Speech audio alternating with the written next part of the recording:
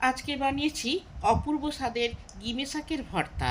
নমস্কার আমার প্রিয় বন্ধুরা, আশা করি আপনারা সকলে ভালো আছেন আর সুস্থ আছেন। বাসন্তী রান্নাঘরে আপনাদের সবাইকে সুস্বাগত। গরম ভাতের সাথে এই রকম গিমে শাক ভর্তা থাকলে আর কিছুই লাগবে না। এই রেসিপিটা দিয়েই পুরো ভাত খাওয়া হয়ে যাবে। খুব অল্প সময়ের মধ্যে অতি সহজে এই ভর্তাটা বানাতে পারবেন। প্যান গরম হলে সবার প্রথমে বড়িগুলোকে ভেজে নেব।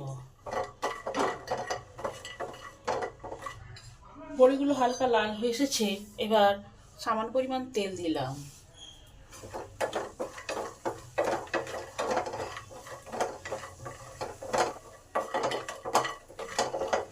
বড়িগুলো আমার ভাজা হয়ে এসেছে, এবার নামিয়ে নিলাম। আজকে রান্না সবার প্রথমে গিমে শাকগুলোকে ভালো করে বেছে নেব।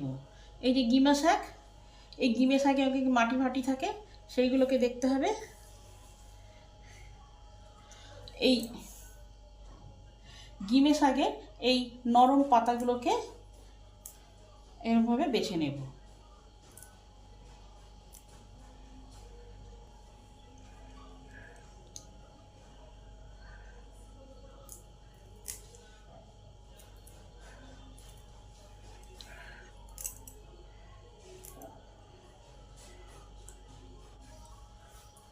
সমস্ত শাক আমার ভালো করে বাছা হয়ে গেছে। এবার আলু শুদ্ধগুলোকে ভালো করে মেখে রেখে দিই।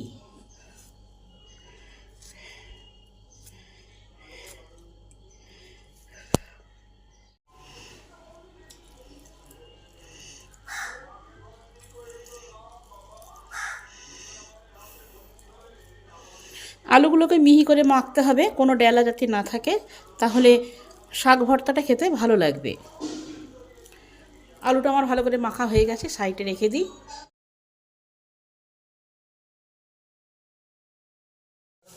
তেল গরম হলে তেলে দিলাম 1/4 চামচ গোটা জিরে। জিরে আর কালো জিরেটা একটু ভালো করে ভেজে নেব। তার সাথে দিলাম কাঁচা লঙ্কা কুচি আর রসুন কুচি। এই সমস্ত কিছুকে একটু সুন্দর করে ভেজে নিতে হবে। এগুলো যত ভালো ভাজা হবে ভর্তাটা তত খেতে টেস্টি হবে। রসুনটাও ভাজা হয়ে এসেছে, এই সময় পেঁয়াজ কুচিটা আছে সেটা দিয়ে দিলাম। পেঁয়াজটা তাড়াতাড়ি ভাজার জন্য স্বাদ অনুযায়ী নুন নিলাম। এবার পেঁয়াজটাকে একটু ভালো করে ভেজে নেব।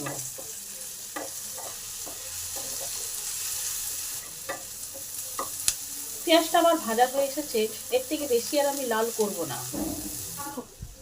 এক গিমে শাকটা আছে, ভালো করে ধুয়ে পরিষ্কার করে নিয়েছি, এটাকে দিয়ে দিলাম। এবার এই শাকটাকে ভালো করে পেঁয়াজ রসুনের সাথে মিশে নেব। এই শাক একবারে কমে যায়।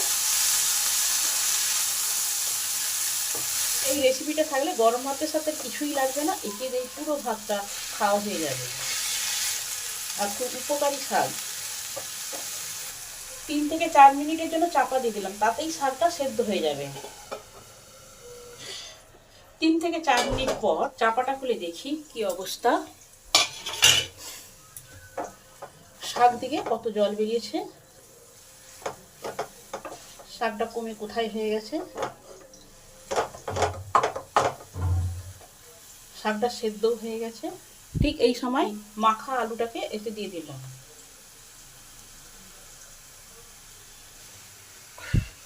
এবার এই আলুটাকে এই শাকের মধ্যে ভালো করে মিশিয়ে নেব।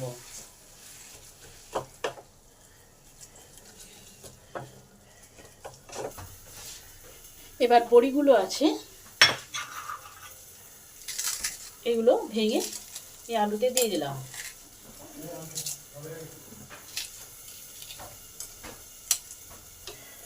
এবার এই বড়িগুলো আলুর মধ্যে ভালো করে মিশিয়ে দিলাম।